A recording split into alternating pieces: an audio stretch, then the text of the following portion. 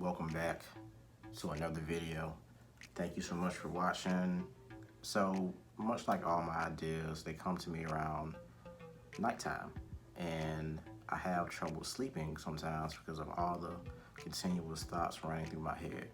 But I felt like it was time to make a video about something else that I know a bunch of other people have experienced, still experiencing, and probably never got to talk with it about other people, and that is rejection. Now, specifically, I'm going to talk about what it feels like to be rejected by a woman. I don't know what it feels like to be rejected by a male. Rejection is rejection, but I wanted to get into some of the things that I've felt ever since I was like a little kid about approaching women and how I've pretty much evolved into the Curtis you see today. So, if I'm going to talk about this, I do need something. Just 1 second. You can't go wrong with Crown. I'm just joking, guys. I won't need that until Friday. But I want to get into that whole rejection stage, man. Like, let's talk about it. For me, I've been rejected countless times in my life ever since the early age of probably 5 years old. The very first girl I was rejected by was my next door neighbor, and this was like around 5 years old. I wanted to be her friend and her boyfriend because she was so gorgeous, so cool, so thoughtful, smart, and of course that didn't work out. She was more into having fun, playing with toys, watching a goofy movie, and I was more so about expressing my love to her through making, I guess, Power Ranger motions and stuff, whatever I was doing back when I was 5. Now, you see, back then, it didn't really mean much. I was a kid. I had a bunch of stuff to distract me. If a girl said no, I just went in and popped in my VHS tape of Ninja Turtles and moved on about my day. Now, it didn't stop there. I had way more experiences. In elementary school, my very first crush, her name was Ariel. And she was such a nice girl.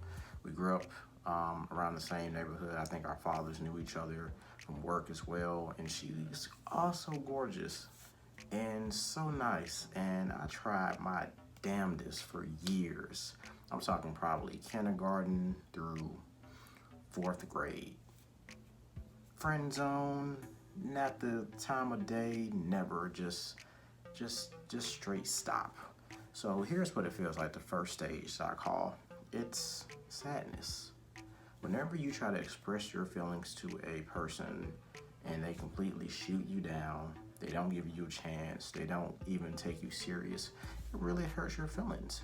Naturally, you get sad, and I was sad a lot because you immediately start to think, hey, what's wrong with me? What is it about me that can't grab the attention of these people that I like?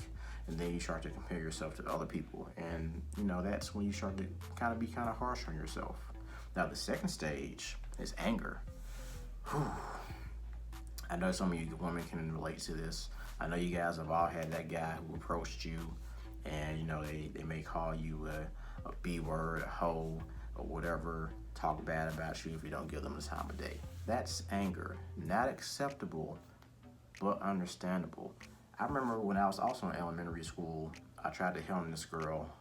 I might have been in the 2nd or 3rd grade, and I have a very vivid memory of almost every girl I've hit on, so I remember names off the back of my head.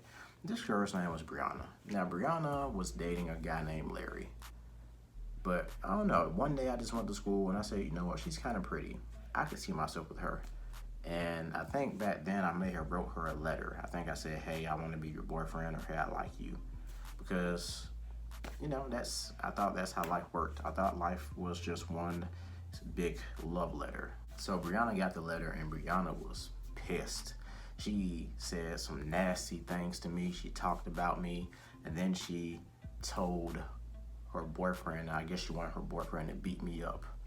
The funniest part about that story is Larry tried to confront me as we were walking down the stairs. But remember, go back to that second stage, anger.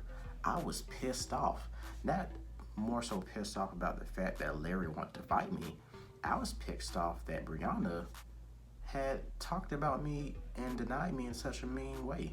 So I stood up to Larry. I told him to back off, and I think I said something as, maybe I may have threatened him, but it was all good. Nothing happened. He left me alone. The third stage of rejection to me is you trying to change. So many times I tried to talk to a girl and they would always kind of point out stuff about me that they didn't like. I get the, hey, I like hood guys. Oh, you're too proper. Oh, you're not big enough. You're skinny. Your ears are small. And then slowly but surely, I would try to change things about myself to make myself more appealing or attractive. I was very self-conscious about my ears when I was younger because I was always made fun of because of them. So I remember when I was like in the first grade, I literally got my ears pierced just so people wouldn't talk about me as much. And it kind of worked, but over time, I built up confidence. But I tried to change so much about myself. I tried to, play sports because I thought girls wanted athletes. I tried to, portray a more hood image because girls like gangsters. And I tried to change so much about myself. I was slowly becoming something that I wasn't, and I couldn't recognize myself. So it was only maybe towards high school when I realized that I'm gonna stop changing who I am to try to appease these women who don't see the goodness in me. And it's a process. A lot of guys feel that a woman should like them for who they are. But unfortunately, we don't always get that benefit of the doubt. Sometimes we have to get the girl we like after she's kind of already gone on this path of destruction, and then we have to kind of get what's left over. And I know a lot of guys can relate to that. I personally cannot, but I know a lot of guys who have. I'll give you another prime example. My best friend, Chris. Chris had the biggest crush on this girl from high school, and she friend zoned him the entire time. Never gave the man the time of day. Chris is doing pretty good now. I'm doing pretty good now. The girl that he liked is doing bad. Numerous babies, baby daddies, still being disrespected, still doesn't see her worth. And I'm like, damn, bro, you dodged a bullet. But that still hurt him for a long time. And he went years trying to search for himself and find out what was missing because he wasn't receiving the attention from this girl that he likes. It hurts. So in hindsight, rejection sucks for everybody, but when a man gets rejected, it causes certain changes within him. He starts to kind of go on this journey to try to become a better player.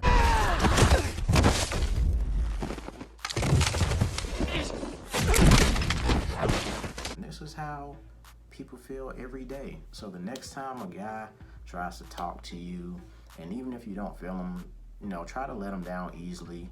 Make your intentions clear. Do not engage or waste this man's time if you know for a fact that you don't want a relationship, or if you're not looking for a relationship, you may just want someone to talk to.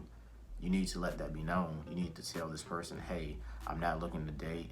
I'm not looking for anything serious. I just want someone to talk to. He may choose to continue to talk to you, or he may say, goodbye. But you need to be upfront at all times. This will save you both a lot of trouble. And, really be nice. You don't have to disrespect someone to make them feel bad in order to deny them. I've denied a few women in my life that tried to come on to me and pursue something with me. I wasn't in the right mind space to be in a relationship with people at the time being, and I told them.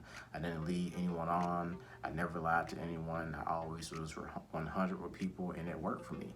And to this day, people still had that respect for me because I was honest. I didn't try to lie and steal my way into, getting what I wanted.